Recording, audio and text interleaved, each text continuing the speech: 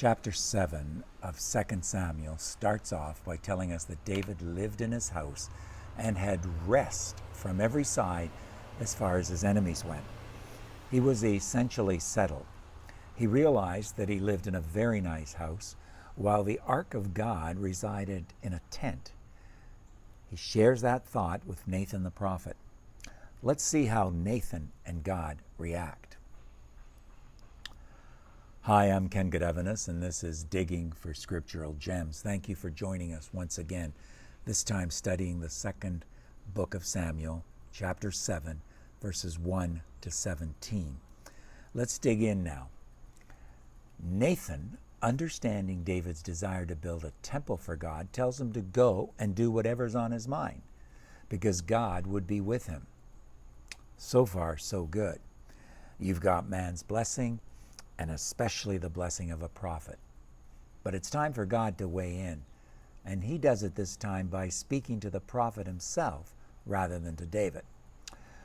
Verse 4 tells us that the same night God spoke to Nathan with a message for David in the form of a question.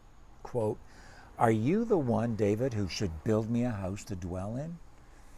And God goes on to add a few other things. Hadn't David noticed that God had not dwelt in a house since the Egyptians were led out of Egypt, but rather moved about in a tent or tabernacle? Hadn't David noticed that God never asked for anyone to build him a house of cedar? And God had more for Nathan to tell David. The prophet was to share how God took David from being a shepherd and made him king over his people Israel, how God had always been with him and eliminated his enemies. And God was to do more in the future. He would make David a great name. He would give his people a place to call their own and live there in peace. And before God gets to his decision about David's desire to build a temple for the ark, he says that he would make a house for David. The story is ironic, but the irony is there clearly. In verse 12, we read how Nathan was to tell David that God said when David died, God would raise his descendant to establish his kingdom. And it is he, that descendant, that would build a house for God's name. And God would establish the throne of his kingdom forever. And God said that he would be like a father to David's descendant. When he sins, God will correct him. And I love this next phrase, he would correct him with the rod of men and the strokes of the Son of Man. We'll talk more about this next time. But wait, there's more. God also was promising David that no matter what, his loving kindness would always be with his descendant, unlike how it was taken away from Saul. In short, David's own house and kingdom and throne would endure forever. And verse 17 tells us that Nathan shared all these words from God with David. Now verses 4 to 17 of this chapter, 2 Samuel, chapter 7, are known as the Davidic covenant. There are 5 of these key covenants in the Old Testament. There's an excellent website that describes them briefly. It can be found at, get this, reasonabletheology.org /5 covenants reasonabletheology.org /5 covenants and another /. The Davidic covenant is the 4th one. Here David has promised 3 things. 1, a land forever. 2, an unending dynasty. 3, an everlasting kingdom. The birth of his son Solomon is predicted in verse 12, and his role is outlined thereafter. But throughout the Davidic covenant, the imagery goes between references to the time of David, after David, and ultimately to the kingdom of Christ. There is, however, a slight snag that only God can deal with to make sure that his word is kept and its truthfulness is preserved. Let's check it out. Solomon's seed, however, was cursed, as we learn from Jeremiah. Jeconiah was king of Judah when the king of Babylon, Nebuchadnezzar II, dethroned him and carried off selected Jews to captivity. In Jeremiah chapter 22, verses 24 to 30, we read that the prophet Jeremiah basically issued what was come to be known as the Jeconian curse. He prophesied that no one whose genealogical descent would be traced back to David through Jeconiah and Solomon would ever sit on David's throne. Wow. Now, if we're to believe the Bible is inerrant, as I do, that is, without errors, what does that do with the matter of Christ's lineage and the kingdom, given the fact that we have to deal with Jeremiah's curse? How is that difficulty resolved?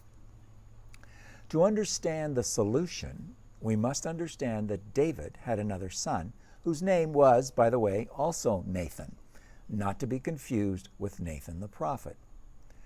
He's mentioned first in 2 Samuel chapter 4, verse 14, and then later on in 1 Chronicles chapter 3, verse 5, where it identifies him as a child of David's with Bathsheba. His line, this Nathan's line, was not cursed. Now jump forward to Jesus' time. His legal, but not his physical father, Joseph, traced his lineage back to David through Jeconiah, Matthew chapter 1, verses 1 to 17. We say legal, not physical, because of the virgin birth. Mary, on the other hand, the physical mother of Jesus, traces her lineage back to David through Nathan, Luke chapter 3, verses 23 to 38. So the virgin birth was essential not only to assure the sinless character of Jesus, but also to fulfill the Davidic covenant. As the editors of the New American Standard Bible say, quote, Jesus receives his blood right to David's throne through his earthly mother, Mary, and his legal right to David's throne through his adoptive earthly father, Joseph. The virgin birth then guarantees that one of David's line will sit on David's throne and rule forever, while at the same time preserving intact the curse and restriction on the line of descent through Jeconiah. End of quote.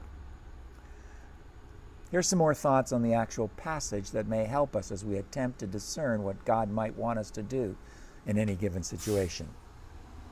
First, we must commend David for his desire to build a temple for God's ark.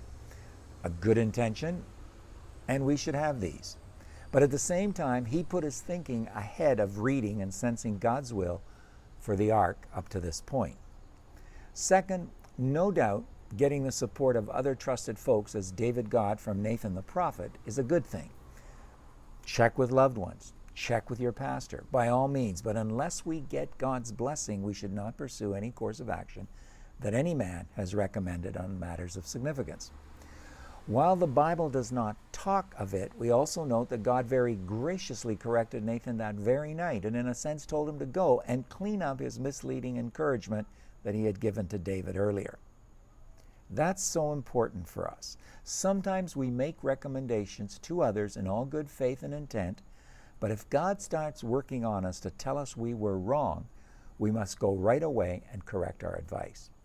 Many do not do that in an attempt to save face, never admitting they were wrong. How sad for them. I think we'll stop there today as we've tried to unravel some difficult matters from Scripture.